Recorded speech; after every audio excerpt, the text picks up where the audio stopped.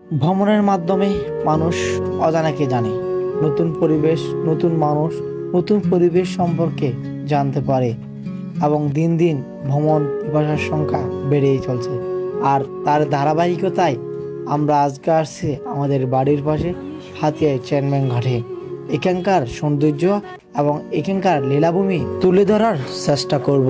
এখানে আসলে সর্বপ্রথম আপনি সেন্ট মার্টিন সমুদ্র সৈকতের দৃশ্যটা অনুভব করতে পারবেন। এর এক পাশে রয়েছে সমুদ্রের ঢেউ, অন্য পাশে রয়েছে নারকেল গাছের সমাহার। এখানে আসলে আপনি পাবেন নদীর তাজা ইলিশ মাছ, রিকশা মাছ, পোয়া মাছ, এছাড়াও রয়েছে সামুদ্রিক মাছগুলো। বাংলাদেশের চাঁদপুর যেমন ইলিশের জন্য বিখ্যাত, তেমনি দিন দিন এই চেয়ারম্যান ঘাট ইলিশের জন্য বিখ্যাত হয়ে উঠছে। প্রতি বছর লাখ লাখ মেট্রিক টন মাছ এখানে থেকেই বাহিরে প্রচার হচ্ছে।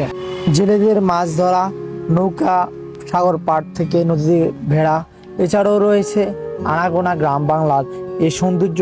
এই জায়গাটিতে প্রতিনিয়ত বিকাল হলে মানুষের ভিড় জমে। আপনারা যারা এই জায়গাটিতে আসতে যাচ্ছেন তারা অবশ্যই ভিডিও মধ্যে লোকেশন দেওয়া থাকবে, ওই দৃষ্টিকোণ থেকে আপনারা এই জায়গাটিতে একবার আসি ঘুরে যেতে পারবেন ফ্যামিলি সহ।